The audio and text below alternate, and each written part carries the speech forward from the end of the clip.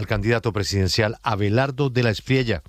Esta es su primera entrevista en Caracol después de su victoria de la semana anterior. Quiero comenzar saludándole y, por supuesto, felicitándole ante la victoria que obtuvo y esa histórica votación. Doctor de la Espriella, bienvenido. Abogado, felicitaciones. Julio, muchas gracias. Es un placer estar aquí en Caracol. Un saludo especial para toda la mesa de trabajo y para la gran audiencia de Caracol Radio. Imagínense que lo están escuchando en La Voz del Petróleo a esta hora, 1540 FM, 96.7 en Cimitarra, Las Voces Rovirenses, muchas emisoras alrededor de donde está el corazón de Ecopetrol, que es en el departamento de Santander. Y aquí Espinosa ha documentado una cantidad de temas sobre la dirección actual de Ecopetrol. Yo quiero que comencemos esta entrevista por lo que ha sido pues la caja del país, ¿no? La columna vertebral de nuestra economía, una empresa que siempre ha estado líder de lejos. Hoy tiene mayor valor, doctor de la Espriella, Nutresa que Ecopetrol. Es decir, es increíble a qué horas Ecopetrol se apagó y seguimos en la mitad del escándalo del señor Roa. Pero yo quiero que usted le hable a la gente que le preocupa el futuro de Ecopetrol, una negociación sindical muy complicada, pero sobre todo algo que si usted ganara las elecciones se va a encontrar, y es que el presidente Petro le va a dejar montada la junta de Ecopetrol. Usted va a respetar la independencia de Ecopetrol, pero si la junta está montada por el actual presidente, que tiene una visión diferente del futuro energético de Colombia, ¿usted cómo piensa manejar ese problema? Julio, lo primero que hay que decir es que lo que han hecho con Ecopetrol es un gran daño. Han llevado a la empresa más importante del Estado colombiano a unos niveles nunca antes vistos. Por ejemplo, por allá en el año 2022 tuvieron una ganancia de 39 billones, hoy cayeron a 9 billones. Toda la corrupción que ha permeado a Ecopetrol ha destruido sus finanzas. Lo primero que hay que señalar es que el señor Roa y toda su banda tienen que responder por ese latrocinio contra Ecopetrol. Eso no puede quedar en la impunidad. Eso hay que hacerlo. Y Colombia no puede mirar hacia adelante si nosotros no hacemos que quienes se han robado al Estado colombiano paguen por esos crímenes. A Ecopetrol hay que devolverle un gobierno corporativo, hay que regresarle a los técnicos, hay que sacar a los politiqueros y hay que llevarla a que sea nuevamente la empresa más importante del Estado colombiano. Doctor de la Espriella, una posibilidad es que, como el gobierno quiere, y lo ha manifestado el presidente Petro públicamente, cuando se termine la licencia del señor Roa, él vuelva a la compañía. Hace 4 años, el presidente Petro, cuando llegó a la presidencia y cuando hizo su inauguración el 7 de agosto, se encontró con el doctor Felipe Bayón como presidente, y el doctor Bayón se mantuvo en ese cargo unos meses mientras se hacía una transición.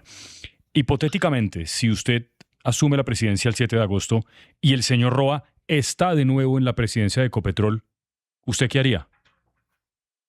No hay ninguna posibilidad que yo acepte eso. A un ladrón como Roa no lo quiero en Ecopetrol, bajo ninguna circunstancia. Pero les quiero decir algo. Yo creo que la justicia incluso puede que actúe antes de que yo llegue y tengan a buen recaudo a ese sujeto que tanto daño le ha hecho a la empresa más importante de Colombia. Eso no lo voy a permitir bajo ninguna circunstancia. Otra cosa que se discutió el fin de semana, candidato, seguramente usted lo vio, es un video de su candidato a la vicepresidencia, del doctor José Manuel Restrepo, que decía que era posible hacer el fracking y al mismo tiempo proteger el medio ambiente. En Colombia se detuvieron un poco por orden del gobierno y por voluntad del gobierno los proyectos piloto de fracking en el Magdalena Medio. Y para algunos ambientalistas, ustedes ya han dicho, a pesar de que creo que eso no está tan claro, que quieren hacer fracking donde se pueda, pase lo que pase y pasando por encima de lo que sea. Alguna gente ha especulado en redes sobre si ustedes están pensando en hacer fracking, por ejemplo, en páramos o en zonas reservadas ambientalmente de Colombia. ¿Cuál es realmente la posición que tienen sobre eso? ¿Y de verdad es posible hacerlo responsablemente con el ambiente? Por encima de lo que sea, nunca se ha señalado eso. Ni José Manuel, ni yo. José Manuel y yo somos hombres de leyes que respetamos el Estado de Derecho. No se hará nada, absolutamente nada, por fuera de la norma ambiental. Y en eso quiero ser muy enfático. Bajo ninguna circunstancia vamos a intervenir páramos ni lugares protegidos. No vamos a desconocer decisiones judiciales y tampoco vamos a inobservar la ley ambiental.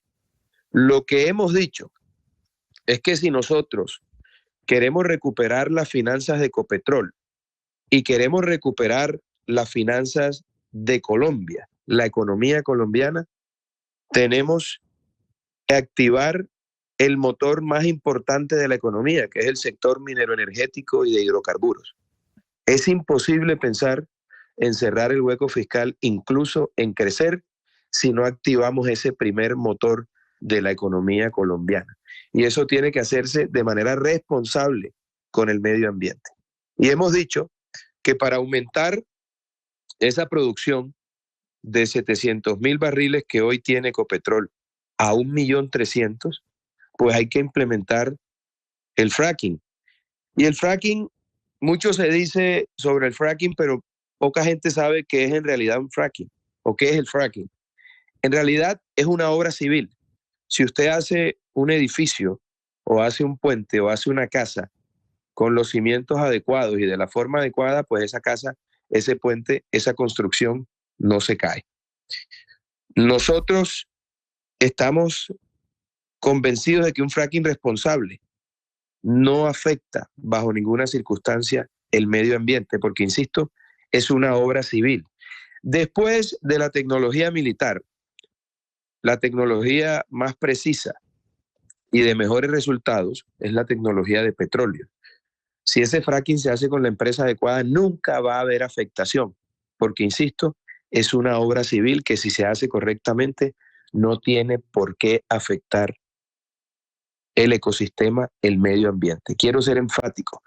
Todo eso que usted ha señalado y que se ha dicho por ahí obedece a una campaña negra de desinformación. Una campaña que busca presentar a esta opción democrática como una candidatura que desconoce las normas ambientales y que a toda costa va a hacer explotación. No. Primero que todo, el respeto por la norma, el respeto por las decisiones de los jueces y, por supuesto, la necesidad de regresarle esa grandeza a Ecopetrol es imposible si no hacemos más explotación. Y eso hay que hacerlo de la manera más responsable, quiero insistir en eso. Y ese es el compromiso que tenemos José Manuel y yo. Hacer lo que haya que hacer en el marco de la ley, bajo el Estado de Derecho, como corresponde en una democracia. Marcela, sé que vamos a tratar temas económicos, que es lo que le interesa al país escuchar. Sí. ¿Qué haría Abelardo de la Espriella, presidente, con el problema de todos los días de ese bolsillo de los colombianos en donde no alcanza, no se llega al final de mes? Sobre su siguiente pregunta, que me parece muy importante, porque va de la mano de un escenario de desempleo, debo advertir que tengo entendido, Marcela, que estos anuncios que ha hecho el candidato de la Espriella con recortes de instituciones que cuestan muchísimo dinero y que han sido focos de burocracia, tiene que ver con un papel que elaboró un economista de nombre Daniel Reisbach. No sé si el candidato está tomando toda la sugerencia de ese papel que tuve el placer de conocerlo. Julio, Porque es un papel, sí, candidato. Julio, permíteme, porque esa es otra noticia falsa que han sacado. El senador Ariel Ávila y otro grupo de personas que apoyan a Cepeda han señalado que vamos a recortar una cantidad de entidades y eso no se ha decidido. Hay un documento en el que usted señala, en donde es un estudio y una sugerencia, eso no se ha decidido. Entonces yo sí le pido a los oyentes que tengan la claridad de que aquí hay una campaña negra en contra mía y de José Manuel para presentarnos de una manera completamente distinta y hasta irresponsable, porque hablar de una cantidad de liquidaciones de entidades sin que conozcamos la realidad financiera de las mismas, porque es que nosotros tenemos que llegar a hacer una auditoría para tomar decisiones. Eso es francamente inaceptable y obedece a una campaña negra, Julio. En eso quiero dejar claridad. Todo lo que hemos dicho en la campaña está documentado en la página de nuestro movimiento popular, Defensores de la Patria. Lo que se diga por fuera de eso no es más que especulación. Por supuesto, hemos recibido sugerencias de muchas personas, de economistas, y todo eso se está revisando. Pero no se puede tomar una decisión de fondo sin que podamos revisar la realidad económica y financiera de cada una de las instituciones del Estado. Así de sencillo, y para eso necesitamos llegar al gobierno y hacer la auditoría que corresponde para ese particular. Claro, esto frente a lo que usted nos dice no va a hacer, pero hablemos de en materia de recorte del Estado, una vez usted llegue a hacer esa evaluación, a revisar en qué estado están distintas entidades, lo que sí está claro es que usted sí va a aplicar esa política que, perdón, que tuvo también Milei en Argentina a la llegada al poder de recorte de las que están sobrando. Usted ha hablado, por ejemplo, del Ministerio de la Igualdad, que considera que es pura burocracia. Claro, porque como está, ¿con quién tengo el gusto, perdón? Marcela Puentes. A ver, Marcela, como está planteado el gasto del Estado colombiano, es inviable financieramente. Que los de siempre no le hayan dicho eso al país, no significa que una persona independiente como yo no deba decirlo. A mí no me van a elegir los colombianos para echarles mentiras, como siempre han hecho los políticos de siempre.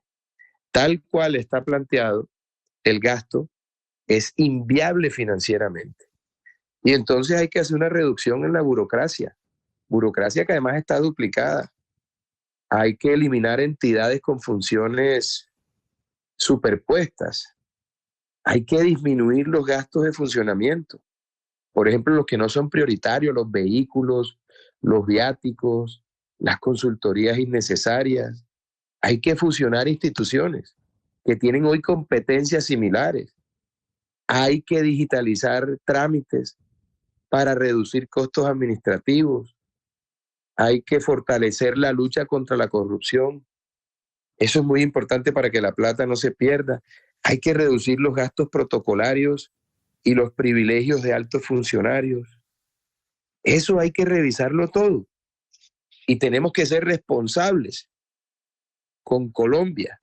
Como está planteado el gasto, no es viable financieramente. Y siempre se queda debiendo en pago de deuda y en pago de funcionamiento. Ahora, yo les digo a ustedes lo siguiente. Hay que recoger algo que está sobre la mesa. ¿Qué tenemos sobre la mesa hoy? 110, 120 billones de pesos en exenciones tributarias. Tenemos 80, 90 billones de pesos en corrupción. Tenemos 110 billones de pesos en evasión de impuestos. Y tenemos otro tanto en gastos innecesarios. Si nosotros recogemos eso que está en la mesa, podemos hacer muchísimas cosas e invertir en un sinnúmero de programas sociales. De tal suerte que los responsables para una fórmula como la de José Manuel y la mía, que no hace parte de la política tradicional, que va a llegar con la ayuda de Dios y el fervor del pueblo colombiano a la presidencia del gobierno, pues tiene que decir y hacer lo que los políticos de siempre no dicen. Y es importante que el país lo sepa. Como está planteado financieramente el gasto del Estado, es inviable y nos vamos a reventar. Por tanto, hay que corregirlo, pero eso hay que hacerlo con responsabilidad. Sí. Y la gente que tenga que salir, pues no la vamos a dejar tirada en la calle. Hay que indemnizarlos para que puedan emprender. Y hay que hablar con el sector privado para que a muchos de ellos los enganche y se los lleve al sector privado. Porque no es culpa de esos funcionarios, no es culpa de esos contratistas, es culpa de una visión politiquera y burocrática de la realidad económica que tenemos nosotros, como independientes que somos, José Manuel y yo, corregir para que el Estado no se reviente financieramente, Sí. más de lo que está.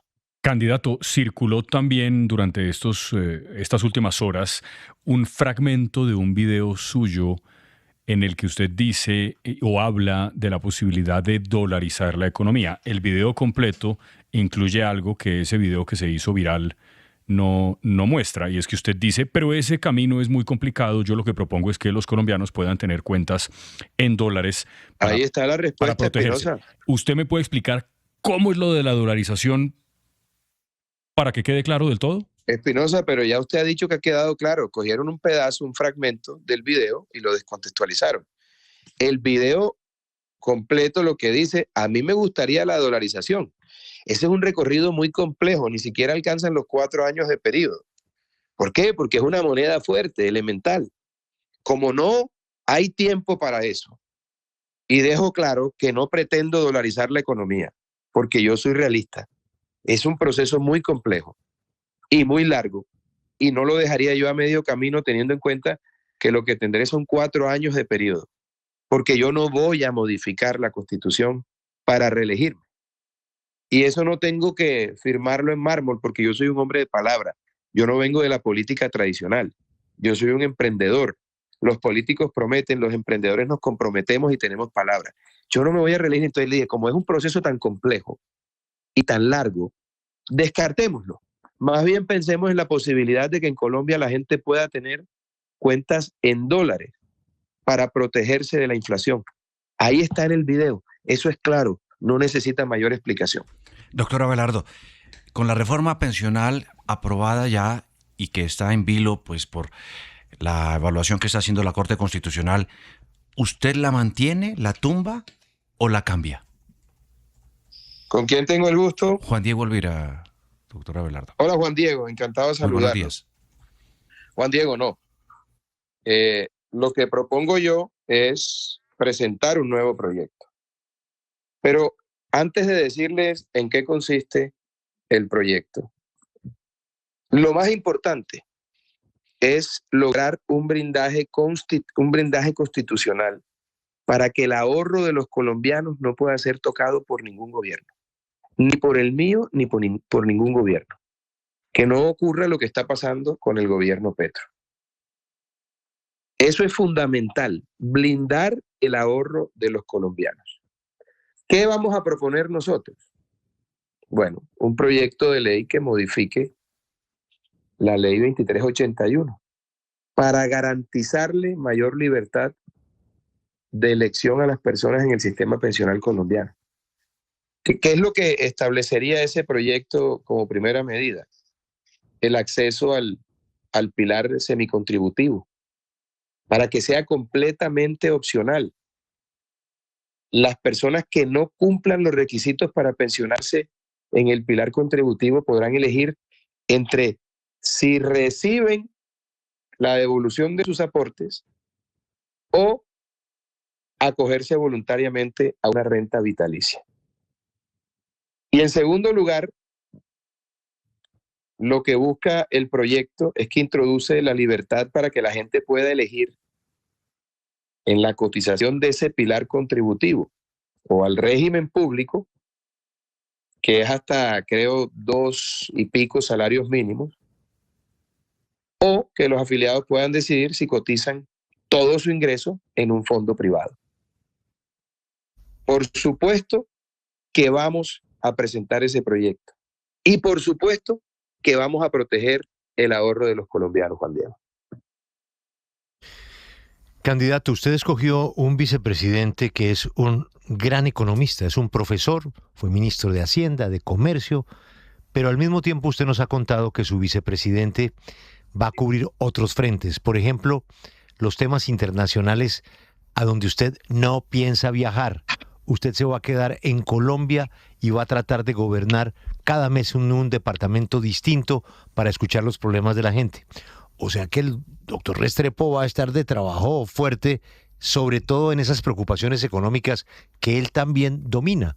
Y ha caído bien ese nombramiento por la manera ponderada como él responde a las preocupaciones. Pero fíjese usted, ya nos está hablando de un proyecto de ley y eso requiere pues de un tratamiento político en el Congreso en donde el doctor Restrepo pues será protagonista.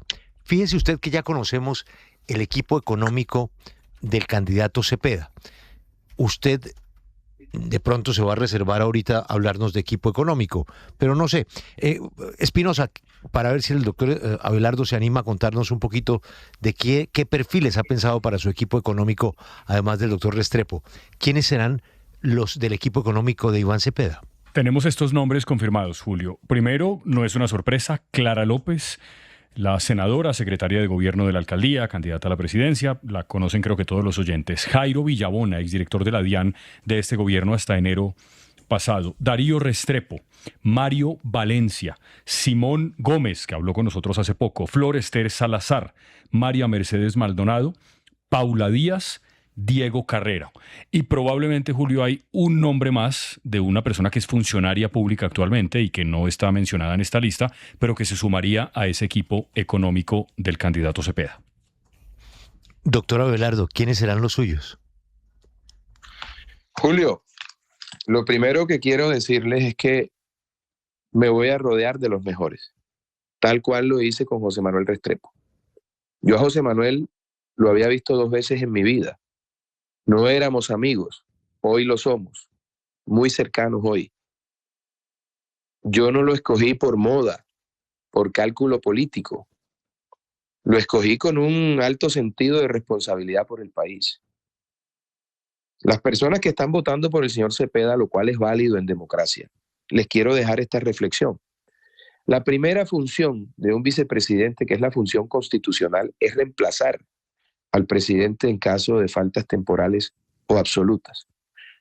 En mi caso, José Manuel tendrá muchísimas funciones, porque es un hombre brillante, es un patriota y es un colombiano excepcional. Pero si algo me pasa, Dios no lo quiera, él asumiría la presidencia de la República. Yo estaría muy tranquilo, porque es un hombre, como lo dije, absolutamente excepcional desde el punto de vista personal y profesional. El planteamiento que le dejo yo a los votantes del señor Cepeda, que insisto, tienen derecho a hacerlo porque esa es la democracia. ¿Ustedes quedarían tranquilos si asume la candidata a la vicepresidencia del señor Cepeda en caso de que éste falte? ¿Le dejaríamos la seguridad, la economía y el porvenir de nuestro país a la fórmula del señor Cepeda? Uno tiene que ser muy responsable con esto, Julio. Y en mi gobierno, José Manuel será el hombre más importante. Será el Marco Rubio de la era del tigre. Estará en todos los temas internacionales, en los temas económicos, en los temas de educación y en los asuntos más trascendentales del Estado colombiano. Porque, insisto, es un ser humano excepcional y es un profesional excelso, de las mejores condiciones, de los mejores resultados y con una visión de país que compartimos íntegramente, al igual que esos principios y valores fundacionales que ambos defendemos y que representan el alma de la colombianidad. José Manuel será el mejor vicepresidente de la historia de Colombia y será un funcionario absolutamente extraordinario. Yo, como tú lo dijiste, Julio, no voy a salir de Colombia en 4 años. Voy a cumplir esa promesa. Voy a despachar cada semana desde un departamento distinto, desde cada uno de los 32 departamentos de la patria, con lista en mano, haciendo microgerencia para resolver los temas que hay que resolver. Y fíjate, Hablábamos hace unos minutos del recorte del Estado. Parte del recorte de ese Estado implica salir de entidades del orden nacional y asignarle a los departamentos y a los municipios esas funciones. E irme a esos territorios a despachar desde allá con lista en mano. Y a ejecutar el presupuesto con alcaldes y gobernadores, no desde Bogotá. Ahora bien, con un seguimiento detallado de cómo se invierte esa plata. En la era del tigre no vamos a permitir que nadie robe, porque es tan ladrón el que roba como el que deja robar. Y vamos a estar encima de eso, con total atención y dedicación, para que en los territorios, en los departamentos, en la provincia, se hagan las inversiones como corresponde. Y a ver si le van a decir mentiras o le van a echar cuentos al presidente de la República, que va a estar encima de la ejecución de esos contratos. Solamente así, descentralizando el poder y llevándolo a los departamentos, es que podemos hacer de las regiones lugares, territorios viables, porque no se puede administrar desde Bogotá un país de regiones. Y eso lo vamos a corregir y lo voy a hacer, lo voy a cumplir. Ya está probado que se puede hacer diplomacia sin estar viajando. Yo hablé con el presidente del Ecuador en una videoconferencia y logré que se levantaran los aranceles desde el Ecuador. He tenido conversaciones con presidentes de otros países telefónicamente por videoconferencia. No se requiere ese turismo presidencial, ese viajeteo llevando gente, gastando plata que no hay. Se puede hacer de esa forma y cuando haya una reunión importante que deba hacerse de manera personal, José Manuel será el funcionario encargado por mi gobierno para esos menesteres. De tal suerte que este es un cambio de orden en todo sentido. En las relaciones internacionales, en la diplomacia y por supuesto en ejercicio del poder y descentralización del mismo desde las regiones, para las regiones y por las regiones, Julio. Candidato, entonces, como dicen en Barranquilla, ¿no nos va a votar 3 nombres para ministro de Hacienda? 3. No, ni bobo que fuera chiveándome con ustedes, Julio. Ya en su momento lo informaré y podrán ustedes dar la noticia respectiva. Pero a mí me parece que el que anda nombrando gente antes de ganar no quiere ganar. Aquí lo primero es ganar y ganar holgadamente para que no haya excusa en cuanto a ese triunfo. Mi idea es que podamos ganar por más de 2 millones de votos con la ayuda de Dios y el apoyo del pueblo colombiano. Y en su momento informaré, por supuesto, quiénes serán los miembros del equipo, pero quiero hacer la siguiente salvedad. Miren, Dios me dio un poco de inteligencia, algo de discernimiento, como para entender que tengo que rodearme de gente mejor que yo. Y es eso lo que vamos a hacer con José Manuel.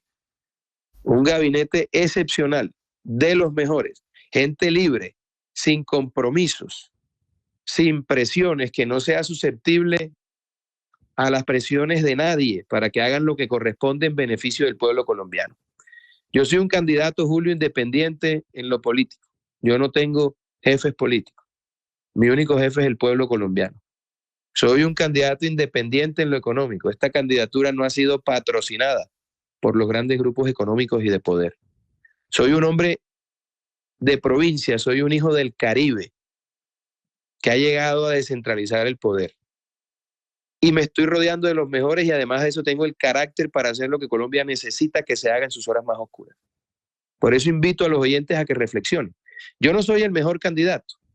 No hay candidato perfecto. Esa es la verdad. El único perfecto es Dios. Pero soy el presidente que requiere Colombia con independencia política, independencia económica, con el carácter, con la visión empresarial. Porque es que miren, el señor Cepeda también es de los de siempre. Lleva 14, 16, 12 años en el Congreso de la República viviendo de la teta del Estado.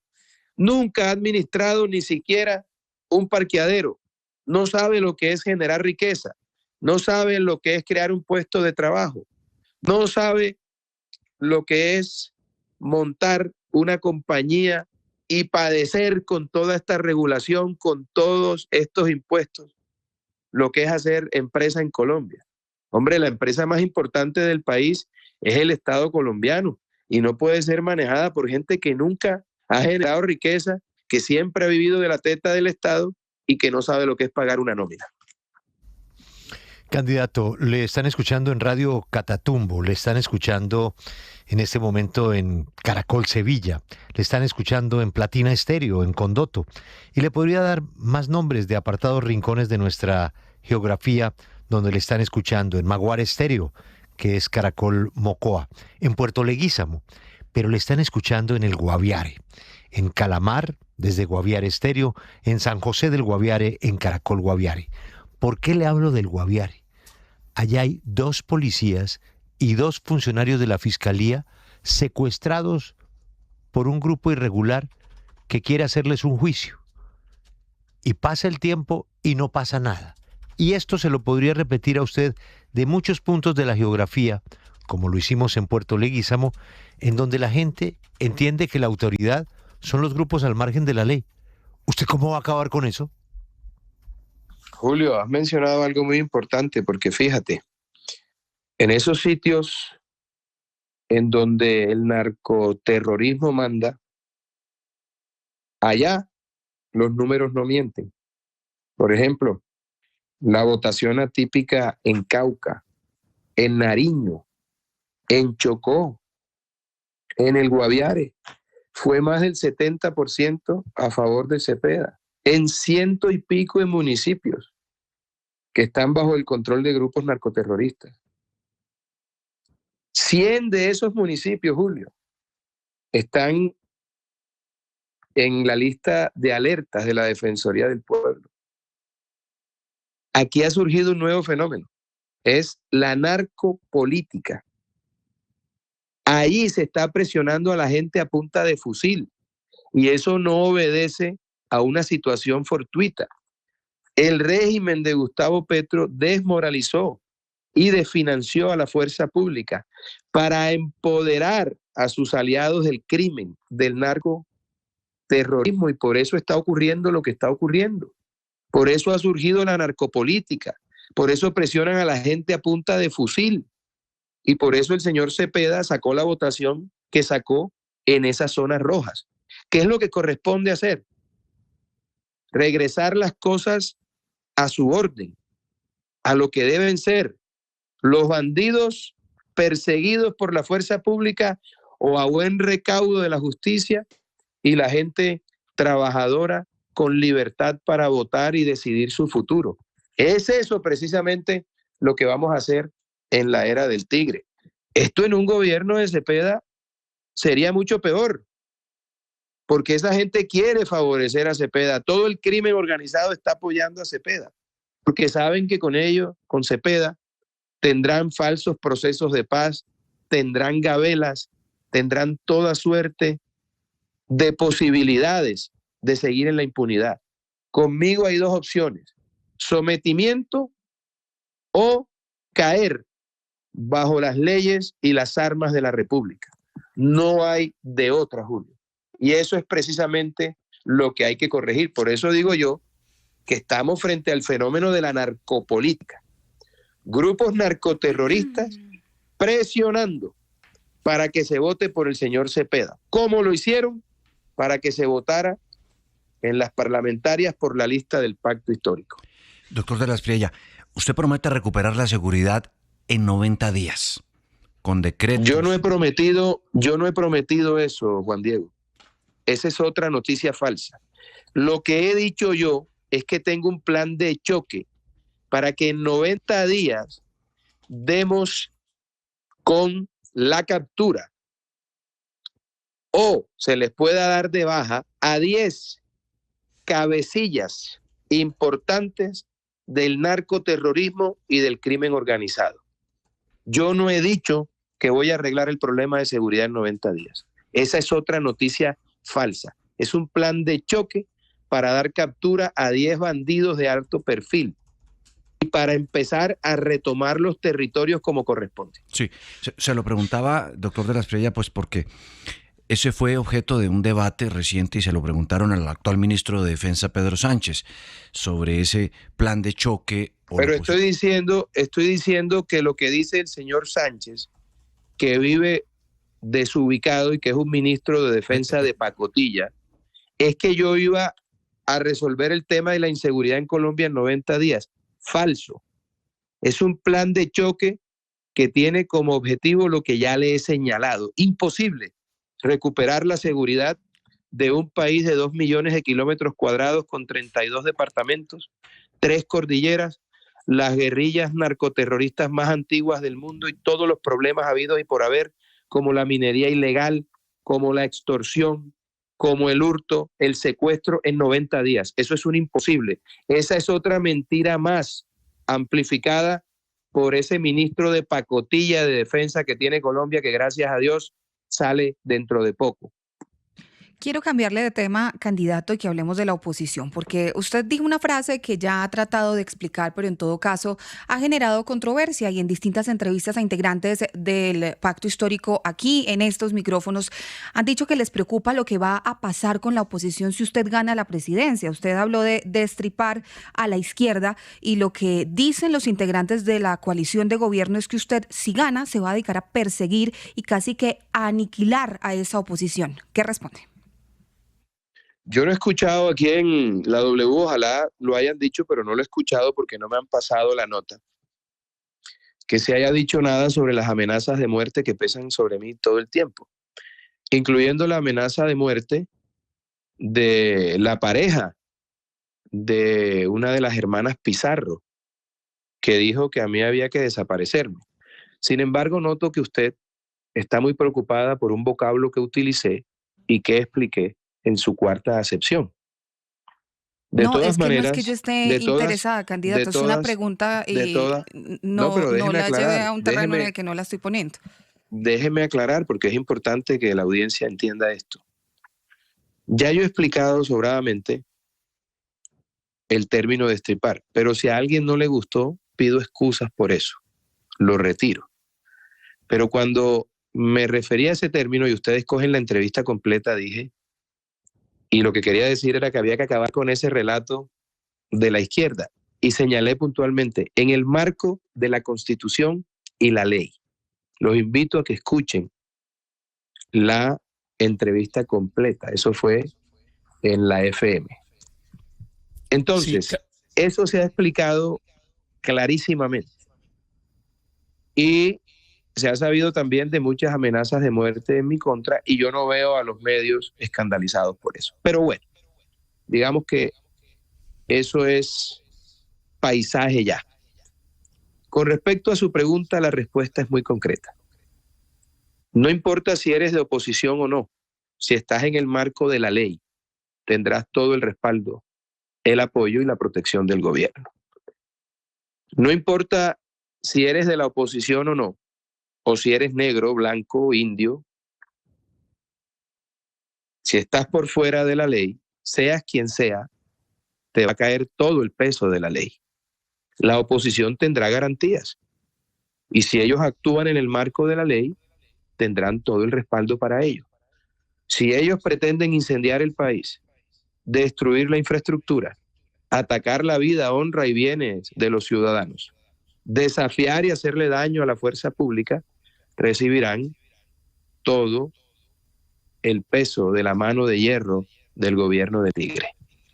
Candidato Abelardo, le pregunto desde Washington, ¿qué piensa usted de ver al subsecretario de Estado Christopher Orlando hablando de revocar visas a quienes compren votos? Y esto en respuesta a una petición suya al gobierno de los Estados Unidos. Se está fraguando una compra masiva de votos, nunca antes vista en Colombia. Se entregaron a dedo por parte del gobierno miles de millones de pesos en contratación preelectoral, a través de contratos con Ecopetrol, con el Instituto Colombiano de Bienestar Familiar, con el DANE, RTBC, para aceitar la compra de votos en el Caribe. Miles de millones de pesos. ¿Qué pasa con la justicia colombiana? ¿Qué pasa con los órganos de control? Absolutamente nada. Si la justicia colombiana no está operando, no teníamos otra opción distinta a apelar a un gobierno que históricamente ha sido amigo de Colombia. Por tanto, presenté esa solicitud ante el Departamento de Estado. No solamente para que se incluya a los compradores de votos, para que se les quite la visa a ellos y a sus familias, sino además para que se les incluya en la lista Clinton, en OFAC. Y créanme que si han podido jugar con la justicia colombiana y si hay complicidades desde los órganos de control con ellos, eso no va a ocurrir con el gobierno americano, que está muy atento a lo que está pasando en Colombia. Y yo le agradezco mucho que nos miren, que nos ayuden y que nos apoyen en una circunstancia supremamente compleja, porque hay mucho dinero comprando votos en el Caribe colombiano y eso no se puede permitir. Y yo, como aspirante a la presidencia, tengo que hacer todo lo que esté a mi alcance para evitar que se afecte la voluntad popular y que se envenene la democracia comprando votos en el Caribe. No lo voy a permitir y voy a hacer uso de esas herramientas internacionales que al final del día garantizan la transparencia de las elecciones y el respeto por la democracia en nuestro país. Candidato, precisamente sobre ese apoyo público que le dio el presidente Donald Trump a usted, yo quiero preguntarle sobre Venezuela. Hoy vemos que la administración Trump mantiene relaciones directas con Delcy Rodríguez y parecen apostar por trabajar con ese gobierno. ¿Usted va a apoyar esa estrategia hacia el tema de Venezuela? Lo de Venezuela es fantástico para Colombia. El mejor plan de desarrollo es que empecemos nosotros a proveerle a Venezuela todos los bienes y servicios que ellos no pueden producir y tener por cuenta de la destrucción que generó el chavismo en la economía y en los medios de producción. Ese comercio binacional puede convertir a Venezuela en el primer socio comercial de Colombia. Yo aspiro a que la democracia total llegue cuanto antes a Venezuela y que María Corina sea la próxima presidenta del hermano país. Mientras eso ocurre, vamos a tener toda la relación con Venezuela a través del Departamento de Estado de los Estados Unidos. Candidato, usted ha anunciado que va a restablecer las relaciones con Israel, pero más allá de la consideración diplomática de tener relaciones con todos los países del planeta, ¿esto también representa o significa que usted respalda o considera que lo que ha pasado con Gaza, lo que está pasando con el Líbano, es algo aceptable? Yo no intervengo en asuntos propios de otros países. Lo que le puedo señalar claramente es que vamos a retomar la relación con Israel, que es fundamental en la lucha contra el crimen organizado. Vamos a hacerlo y vamos a llevar la Embajada de Colombia a Jerusalén. Esta guerra, que no solamente es política, también es espiritual, y el pueblo de Israel cumple una función determinante en esa batalla que estamos por dar y que estamos dando.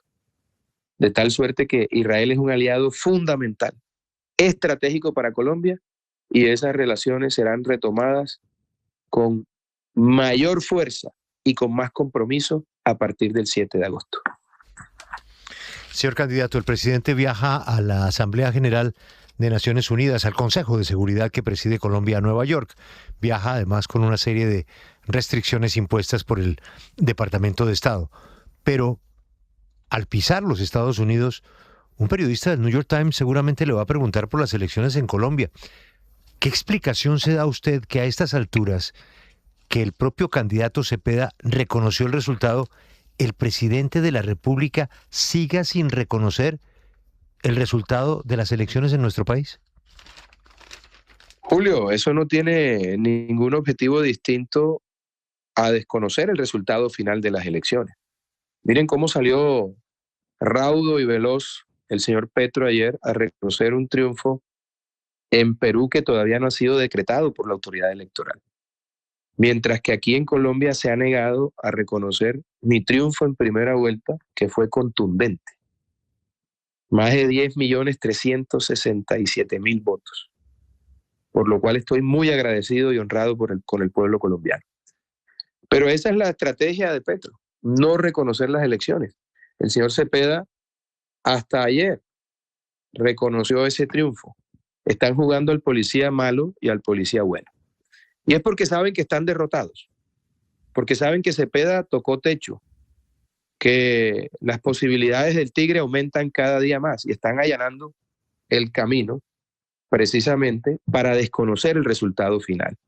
Y de manera concomitante con esa situación, están llamando a la primera línea y a las hordas de desadaptados que le siguen a incendiar las calles.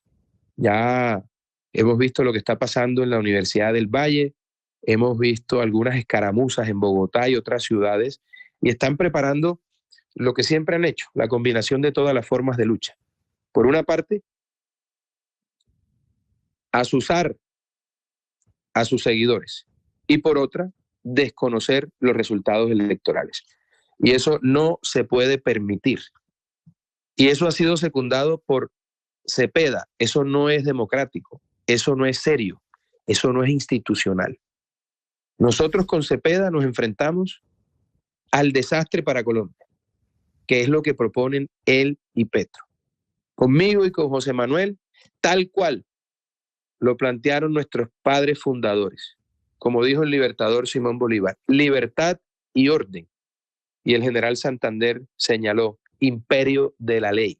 En esas tres frases se resume el gobierno y la visión que tenemos José Manuel y yo para el país. Candidato, pero fíjese sobre esto que usted acaba de decir. En Bolivia, Rodrigo Paz lo está enfrentando. Lleva más de un mes, de hecho, enfrentándolo. Y es que él ganó las elecciones en noviembre. Al poco tiempo de llegar, propuso una ley para la austeridad. Salieron a las protestas primero desde las zonas campesinas y luego se han tomado las ciudades. Y ya lleva un mes paralizado ese país, con desabastecimiento, en fin, con una cantidad de problemas. Si a usted le pasara eso, ¿cómo lo manejaría? Teniendo en cuenta que usted aquí lo está anunciando prácticamente.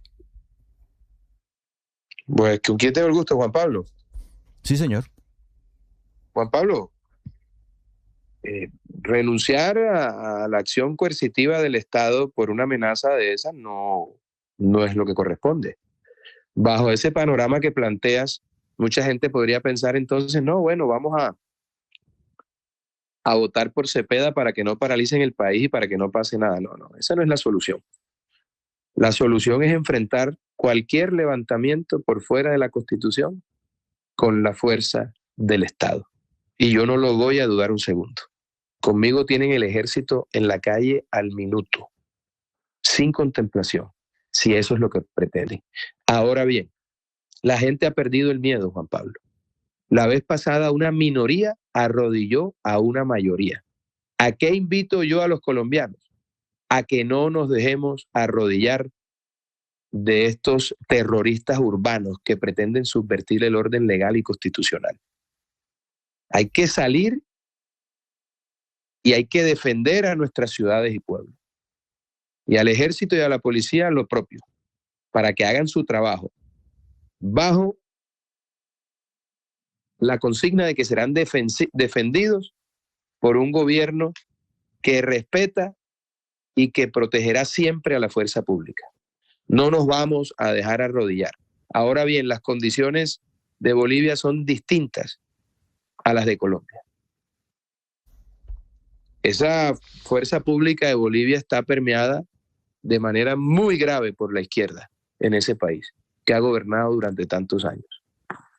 Aquí no la tienen tan fácil, porque es una fuerza pública que sigue siendo leal a la Constitución y la ley.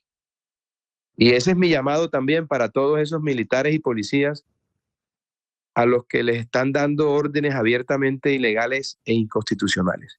Desacaten cualquier orden que vaya contra la Constitución y la ley. Y si los sacan de sus cargos, cuenten con el compromiso mío de que los voy a reintegrar. Todos los miembros de la fuerza pública que han sido perseguidos por razones ideológicas van a ser nuevamente enlistados bajo el gobierno del Tigre. Fíjense ustedes lo que está pasando. Un solo ejemplo de lo que acabo de señalar. Por oponerse a la carnetización de electores en zonas rojas, lo que estábamos hablando al principio, Julio, la narcopolítica, fue enviado a vacaciones para darlo de baja, porque ese es el objetivo, el general Eric Rodríguez. Asimismo, durante todo el puente festivo, en tarima pública y en su cuenta de X, el presidente Petro actúa como candidato, haciendo la labor de la guerra mentirosa de su campaña. Mientras Cepeda, su candidato, cumple el papel del bueno del paseo, y ahí van todos los días sacando gente de la fuerza pública y haciendo politiquería. Yo creo que sobre eso valdría la pena que los medios se volcaran, porque es muy grave la situación. Y manda un mensaje terrible a nuestra fuerza pública, que yo recojo hoy, diciéndoles: no cumplan ninguna orden inconstitucional o ilegal, y si los votan, yo los voy a regresar a la fuerza pública. Los voy a enlistar nuevamente, porque no voy a permitir que héroes de la patria sean descabezados por hacer su trabajo, que no es otro que defender la Constitución y la ley. O sea, candidato, si le entiendo bien, el general Eric, si usted gana, volverá a su puesto. No te quepa la menor duda, Julio. Candidato, recibo dos preguntas para salir de temas que a lo mejor merecen precisión y que generan preocupación. Una colega me dice: el mes pasado han matado 2 periodistas en Colombia. ¿Usted va a seguir insistiendo en que la FLIP es un directorio político, como lo ha dicho varias veces? Mejor dicho, usted ha sido muy duro con sus críticos de la prensa y ha establecido episodios judiciales con muchos colegas. ¿Eso de presidente va a continuar? Lo primero que hay que decir es que hay una amenaza grave contra el periodismo colombiano. Amenazas de grupos criminales y organizaciones armadas, intimidación por denuncias sobre corrupción o actividades ilícitas. No hay protección en las regiones apartadas. Hay mucha impunidad frente a los ataques a los periodistas. Autocensura por miedo y represalias. ¿Qué es lo que hay que hacer para ayudar al periodismo? ¿Qué es lo que me preocupa a mí? Los problemas que estoy planteando y las soluciones. Hay que fortalecer la protección. Hay que ampliar y agilizar esos esquemas de protección. Hay que hacer una evaluación rápida de las amenazas que caen y que se ciernen sobre los periodistas. Y hay que hacer un uso de la tecnología para que haya alertas tempranas y monitoreos. 2, yo creo, Julio, que hay que combatir la impunidad. Hay que crear equipos especializados para investigar los crímenes contra los periodistas. Hay que priorizar estos casos en la Fiscalía. Hay que fortalecer la capacidad de la Fiscalía, la capacidad forense y la capacidad investigativa. 3, que me parece muy importante para garantizar la seguridad de los periodistas. Hombre, tenemos nosotros como gobierno y Estado que recuperar el control territorial. Y hay que reafirmar todo el tiempo, Julio, la libertad de prensa, el respeto al trabajo periodístico independiente. Y hay que promover desde el gobierno una cultura democrática que proteja la labor del periodista. Dicho lo anterior, hay, y eso lo sabe todo el país, activistas que fungen de periodistas, que también hay que protegerlos, ni más faltaba. Lo que no puede ser de buen recibo es que difamen, inventen y hagan lo que les dé la gana y ellos no puedan ser objeto susceptible de mecanismos legales. Los periodistas no son ciudadanos que tengan una importancia superior a otros ciudadanos. Los periodistas no están por encima de la ley, son sujetos de derechos y obligaciones. Yo no he tenido problemas con el periodismo en general. He tenido problemas con 12, con 14 periodistas, o más bien activistas que se presentan como periodistas, que me han difamado. Incluso las pocas condenas civiles que hay en Colombia contra difamadores que fungen de periodistas son procesos iniciados por mí. Porque, entre otras cosas, yo no tengo otro mecanismo judicial distinto a una denuncia o a una acción civil o a una demanda civil. Esos son los mecanismos que me entrega la democracia. Lo que sí no se puede creer es que cuando uno demanda a unos cuantos periodistas, de tantos que hay en Colombia, o cuando lo señala o le reclama, entonces uno está atacando a todo el gremio, ¿no? Yo creo que hay periodistas serios en Colombia, que son la mayoría, y unos pocos que fungen de periodistas sin serlo. Y a esos, por supuesto, también son susceptibles de acciones legales. Ni más faltaba. Eso no hay que meterle mayor misterio. Mi problema no es con el periodismo, es con un pequeño grupo de activistas que funge de periodistas. Y la FLIP hace parte de eso. Algunas de las directivas con quien yo he tenido problemas judiciales, pero ni siquiera se apartan de ello teniendo en cuenta ese conflicto de intereses, sino que me atacan y siguen insistiendo en que yo ataco a la prensa en general. No importa. Yo sigo adelante, hago lo que tengo que hacer y acudo a los mecanismos legales que me entrega la Constitución y la ley.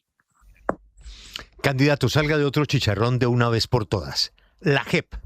Usted no ha estado de acuerdo con la conducta de la JEP, ha hablado inclusive de acabarla. Usted tiene críticas sobre el acuerdo de paz con las FARC desde que este se aprobó. ¿Usted se va a meter a tocar la Constitución por cuenta de la JEP, por acabarla? Julio, la JEP no es un tribunal judicial. Es un directorio político disfrazado de tribunal, instituido para lavarle las manos manchadas de sangre a los jefes narcoterroristas de la FARC y perseguir de la manera más humillante a los héroes de la patria. La JEP, además, que no ha producido absolutamente nada, porque no ha habido ni justicia, ni verdad, ni reparación. Tiene un altísimo costo para Colombia. A mí me parece que no se justifica que un organismo como esos gaste tanto dinero sin producir resultado alguno. Yo no estoy de acuerdo con la JEP y haré todo lo que esté en mis manos, en el marco de la Constitución y la ley, para evitar que esa plata del bolsillo de los colombianos se despilfarre de esa manera. Ya yo no le estoy pidiendo justicia a la JEP. Es imposible.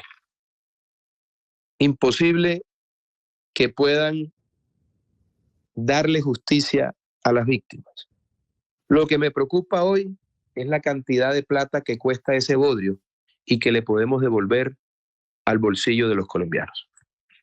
Candidato, quiero que hablemos ahora de su relación con el Congreso. Usted ha sido contundente en rechazar los apoyos de la clase política tradicional, ha rechazado en las últimas horas el del Partido Colombia Renaciente, pero si usted llega a ser presidente, pues va a tener que convivir con el Congreso porque esa es la instancia que va a aprobar varias de las reformas que usted ha mencionado en esta entrevista, quiere sacar adelante a través de su plan de gobierno. ¿Cómo va a ser para armar una coalición después de esas frases pues bastante duras que ha dicho en contra de políticos que hoy ocupan curules en el Congreso de la República? En mi gobierno va a haber una relación armónica entre las tres ramas del poder público, como corresponde, entre el Ejecutivo, el Legislativo y el Judicial, sobre la base de un acuerdo sobre lo fundamental, de los proyectos, de las decisiones que requiere Colombia para salir adelante en materia de seguridad, en materia de recuperación de nuestro sistema de salud, en materia de lucha contra la corrupción, en materia de apoyo con una educación de calidad para nuestros jóvenes que permita la inserción de esos jóvenes en el mercado laboral. Un acuerdo sobre lo fundamental que nos permita visualizar un país con prosperidad y desarrollo, en donde haya agua potable y en donde los pueblos tengan alcantarillado.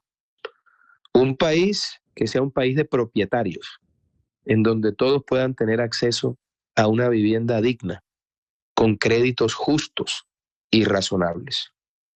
Un país que castigue al delincuente y proteja al ciudadano trabajador y responsable. Ese acuerdo sobre lo fundamental será presentado al Congreso de la República, que tendrá una responsabilidad histórica. Y de no hacerlo, pues tendrá que responderle a la opinión pública y a los electores.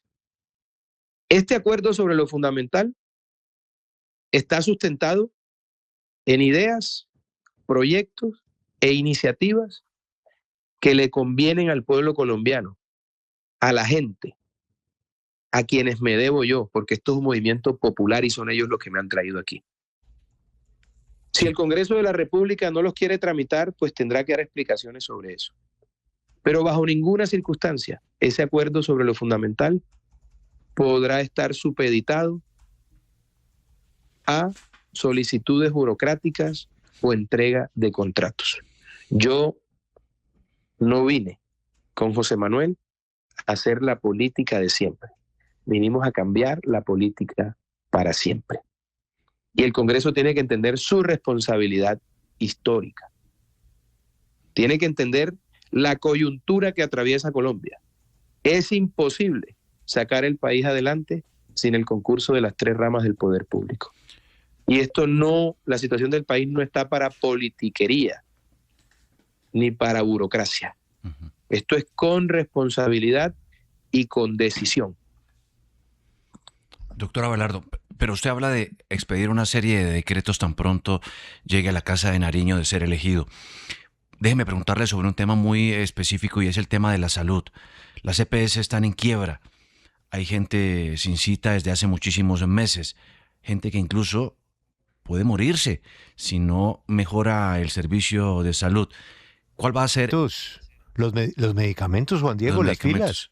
Exactamente, no reciben los medicamentos. Están muriendo muchos de esos colombianos que quieren oírle a usted cuál va a ser ese primer decreto que va a firmar para cambiar el sistema de salud y mejorar la situación. Juan Diego, déjenme hablarle más que de un decreto, de cuál es el plan de choque. Cuando una persona llega enferma con un trauma múltiple a una urgencia de un hospital o de una clínica o de un puesto de salud en un lugar apartado de la geografía nacional, lo primero que hacen los médicos de urgencia es estabilizar el paciente antes de intervenirle. Nosotros tenemos un paciente aquí muy grave. Hoy, más que una crisis del sistema, lo que tenemos es una crisis humanitaria porque hay gente muriendo por falta de medicamentos y falta de atención médica, falta de tratamientos. Entonces, el gran problema estructural del sistema son más de 40 billones de pesos en deuda. Mientras yo resuelvo ese problema de fondo, tengo que estabilizar el sistema y para eso tenemos un plan de choque de 90 días. ¿Para qué? Para con 10 billones de pesos, estabilizar el sistema y entregar todos los medicamentos que no se están entregando. Y dar todos los tratamientos que hoy no se están haciendo. Además de eso, con esos 10 billones, pagarles a esos héroes de bata, personal clínico y hospitalario que han sido abandonados a su suerte, después de que fueron los héroes en la pandemia. Doctor, cuando nosotros hayamos estabilizado el sistema con esos 10 billones de pesos, que ya sé de dónde viene cuál es la pregunta que sigue. No, ¿De dónde viene la plata? Exacto.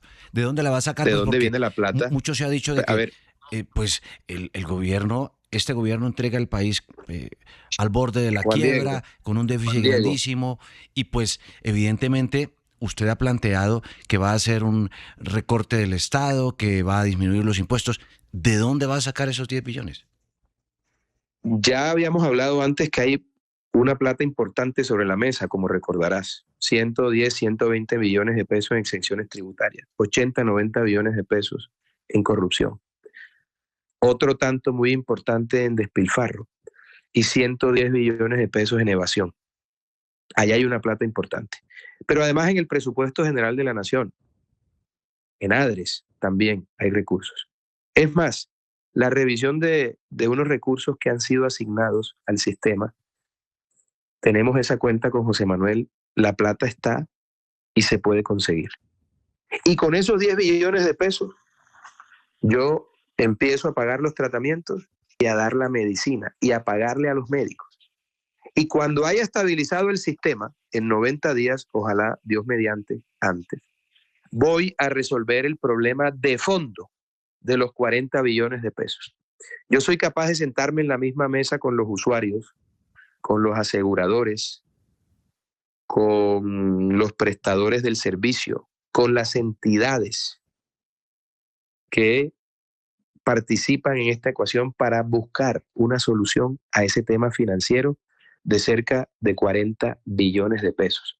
Pero además esto tiene un complemento muy importante y es tener, por ejemplo, en la Superintendencia de Salud a una persona proba, correcta, no a un atracador como el que tiene Petro y el señor Pinturita. Una persona que esté encima de las EPS, que esté encima del día a día exigiendo que se cumpla con todo. Eso lo vamos a hacer. Hay un plan de choque y el pueblo colombiano puede dar por descontado que en la era del tigre nadie más se quedará sin medicamentos, sin atención, sin tratamientos y que los médicos y personal clínico y hospitalario recibirán su justa paga. Sí, candidato Iván Cepeda ha propuesto que el debate con usted no sea en Semana, sino en RCN, en Caracol Televisión y en RTBC. ¿Usted va a aceptar esto? A ver, quien le ha pedido debates desde el año pasado al señor Cepeda soy yo.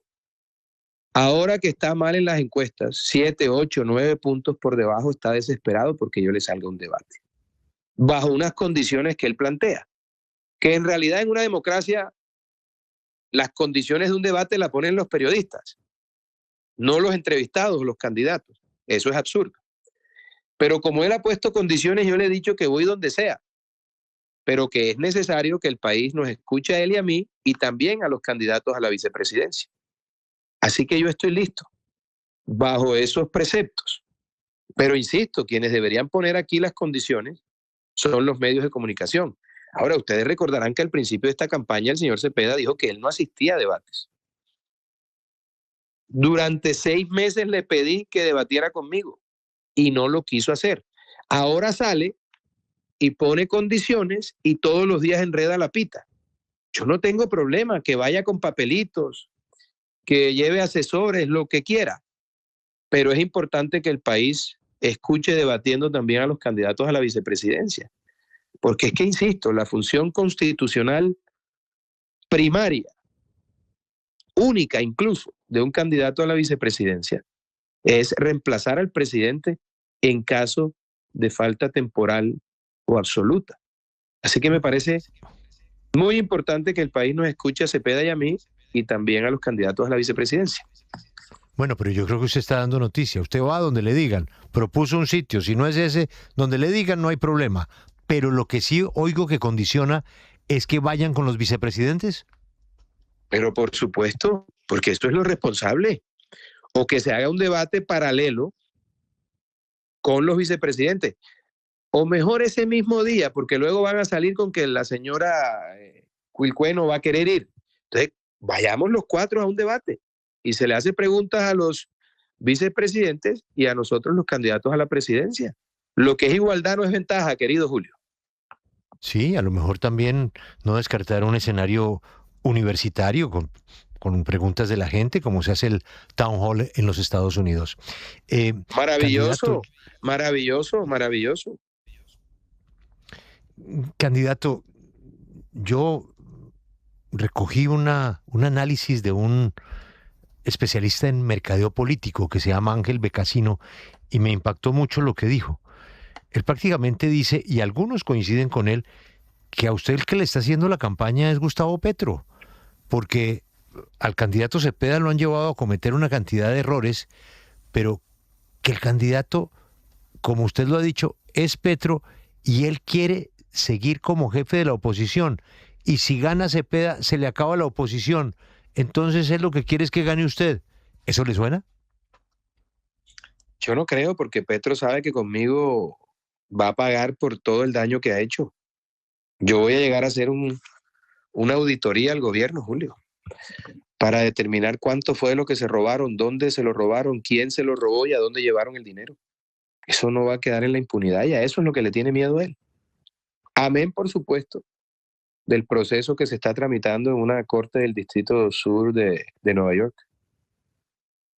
¿Usted tiene confirmado ese proceso?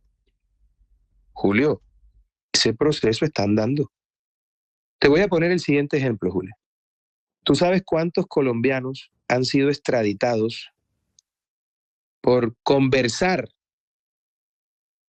sobre un envío de droga que no se concretó?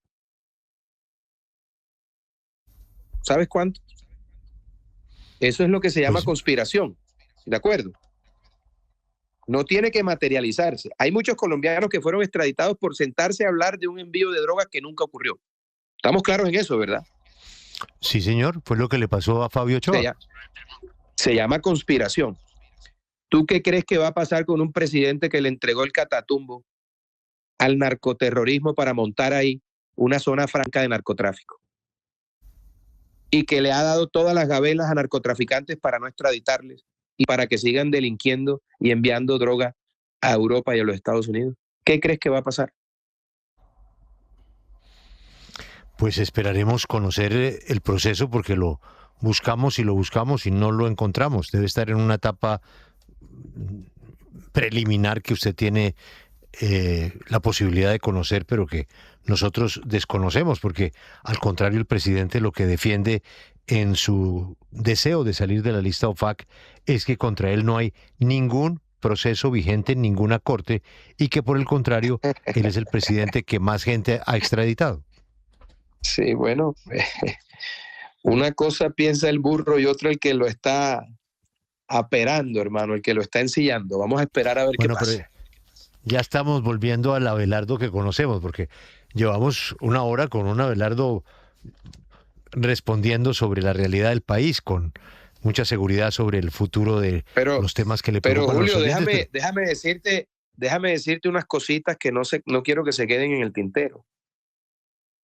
Vale. Porque esto es importante, miren. Y aquí salen buenos titulares, creo yo. Sin posesionarme, arreglé el problema de los aranceles con Ecuador. Este es un punto muy importante. Pero un momento, porque hay quienes dicen que eso no es así.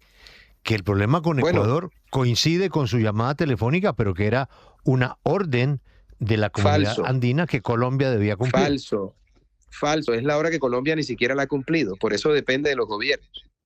El gobierno Petro dijo que iba a levantar los aranceles al día siguiente, presionado por ese hecho político, y no lo ha hecho todavía. Llamen al presidente Noboa y pregúntenle si eso obedeció a una orden de la CAN o a la conversación que veníamos sosteniendo semanas atrás él y yo para resolver un problema que afecta muchísimo a mis compatriotas del departamento de Nariño, del Valle del Cauca, todo el suroccidente del país. Incluso de Cundinamarca y Boyacá, porque hay empresas que están en Cundinamarca y Boyacá que exportan al Ecuador. Otro dato importante, querido Julio, haber ganado la primera vuelta implicó que los mercados ajustaron sus tasas de interés. Y según los cálculos de expertos, Colombia se ahorró 16 billoncitos de pesos. Eso es importante que el país lo sepa. Porque se están resolviendo los temas sin llegar al gobierno y voy con una visión absolutamente empresarial para volver a Colombia, al Estado colombiano, la mejor empresa del país, la más efectiva, y lo voy a hacer rodeado de los mejores, querido Julio. Candidato, me escriben de la comunidad LGTBI y me preguntan, ¿usted va a modificar la posibilidad que tiene hoy en Colombia una persona de casarse con otra del mismo sexo o de adoptar? Yo no he dicho eso, yo he dicho que no estoy de acuerdo con la adopción, pero que esa es una decisión de la Corte y yo soy un hombre respetuoso del Estado de Derecho. Punto. Listo. Yo no estoy de acuerdo, pero eso es lo que han determinado los jueces. La última pregunta nos va a mostrar su nivel de sinceridad sobre un tema personal, que se lo hago con todo respeto. Durante estos días de campaña, de horas y horas de recorrer el país, ¿ha llegado usted algún día a su casa y su esposa le ha dicho, no el saludo cariñoso que le tiene siempre y van a reunirse con los niños y van a comer, sino le dice, Abelardo Gabriel, quiero hablar contigo? Y le reclama algo de lo que pasó ese día que no le gustó a ella. ¿Ha No, pasado Julio. eso? No, lo primero que quiero decir, Julio, es que yo me he disfrutado muchísimo esta campaña, no quiero que se acabe. Después de mi mujer y de mis hijos, es lo mejor que me ha pasado. Yo siempre había escuchado que la política sacaba lo peor de la gente. De mí ha sacado lo mejor. Esta es la versión que más me gusta. Y estoy muy agradecido con Dios y con mis compatriotas por haberme dado esta oportunidad maravillosa de recorrer a Colombia otra vez, de encontrarme con tanto cariño, con tanto afecto. Eso me alimenta el alma, el corazón, el espíritu, me llena de regocijo y me hace sentir completamente pleno, Julio. Esta campaña ha sido maravillosa, extraordinaria. He sido muy feliz, muy feliz. Como te digo, lo mejor que me ha pasado después de mi esposa y de mis 4 hijos es esta campaña. Y estoy agradecido por ello. Yo la he disfrutado, yo creo que ustedes lo ven en mi cara. Yo me he divertido. Esta es una campaña colorida, musical, llena de fervor, de esperanza. Eso de la patria milagro que proponemos José Manuel y yo no es un cliché, no es un eslogan. Es una realidad. Hay países como Irlanda, Corea del Sur, los tigres asiáticos, que hace 30 años eran inviables y se convirtieron en países milagros sin tener la riqueza nuestra, la biodiversidad. Nosotros tenemos 2 mares, 2 océanos que nos abrazan, picos nevados, desiertos, montañas, playas, las mujeres más lindas e inteligentes, la gente más trabajadora. Tenemos 3 cordilleras, todos los accidentes geográficos, una fauna y una flora exuberantes. Y no hemos podido convertirnos en una patria milagro porque a los de siempre no les interesa que la gente esté bien. A los de siempre les interesa tener arrodillado con inseguridad, corrupción, falta de oportunidades, pobreza al pueblo para que no puedan cumplir sus sueños y así tenerlos dominados. Yo voy a liberar al pueblo colombiano de esa esclavitud de los de siempre para que puedan materializar sus anhelos en la patria milagro. O sea que sí se puede. Y eso es lo que todo este fervor y todo este cariño que recibo en las distintas regiones de Colombia es lo que me ha llenado de requisitos para tener perfectamente claro que es posible rescatar a nuestro país. Y no, Ana Lucía nunca me ha reclamado nada, ha sido el más importante de todos los apoyos en esta campaña. Sin ella habría sido imposible. Ana Alu es la mejor parte de mí. Es una mujer absolutamente maravillosa, un apoyo de siempre, un consejo sabio, es mi polo a tierra, es mi guía, es mi brújula, es el faro en medio de la oscuridad, es la música cuando hay silencio, es la calma en medio de la tempestad. Ana Lucía ha sido una compañera de viaje inigualable. Yo creo que Dios, la providencia y la naturaleza han tenido una gran cortesía conmigo al entregarme a Ana Lucía como esposa. O sea, nunca le he dicho, Abelardo Gabriel, tenemos que hablar. Nunca. Siempre apoyo, respaldo, acompañamiento y un consejo sereno y tranquilo, como solamente un corazón puro como el de mi esposa lo puede dar. Candidato, gracias por su tiempo. Hemos abusado mucho de usted, pero conocemos su agenda. Va a ser muy difícil que de aquí al domingo de elecciones pues podamos tener la calma para hablar de tantos temas como lo hemos hecho hoy. Le deseo muchísimos éxitos en estos días que le quedan.